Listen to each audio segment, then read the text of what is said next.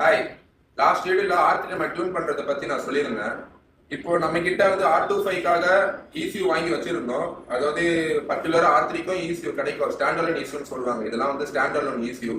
இந்த bike model மாதிரி R15, R3 இந்த மாதிரி Yamaha கேட்டகரிக்கு இன்டர்நேஷனல் மார்க்கெட்ல நிறைய ECU அவைலபிள். நம்ம கிட்ட அந்த மாதிரி ECU வாங்கி வச்சிருக்கிறோம். இந்த ECU வந்து R3க்கு நம்ம என்னென்ன பேஸ் மேப் எப்படி டெவலப் பண்ணுமோ டெவலப் பண்ணி கரெக்டான ஃபியூல் மேப்பிங் இக்னிஷன்லாம் பண்ணி வச்சிருக்கிறோம். இந்த மாதிரி ECU யாருக்காவது தேவை, அவங்க வண்டியை வந்து டெவலப் பண்ணி வச்சிருக்கிறாங்க, அவங்களுக்கு ECU மார்க்கெட் இருக்குன்னு ஒரு ஐடியாவே இருக்காது. ஸோ அவங்களுக்கானது தான் இது வந்து ஜூக்கன்னு ECU. இது வந்து இந்தியன் மார்க்கெட்ல வந்து ரெகுலரா கிடைக்கிற ECU. அது வந்து பட்ஜெட் ஃப்ரெண்ட்லியா இருக்கும். இது வந்து உமா ரேசிங், இது வந்து ARRCல வந்து காம்படிஷனுக்கு யூஸ் பண்ற ECU. இது வந்து ஏபி ரீட்டர், இதுவும் வந்து தாய்லாந்து பேஸ்டு ECU தான். அவங்க ஊர்ல இது ஃபேமஸான ECU. அவங்க வந்து நிறைய டிராக் பர்பஸ்லாம் இது யூஸ் பண்ணுவாங்க. இது என்கிட்ட இருந்தது, நான் இந்த பைக்குக்கு டெவலப் பண்ணி வச்சிருக்கிறேன்.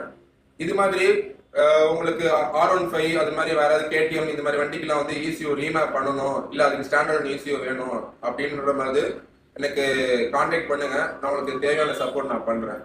தேங்க்யூ.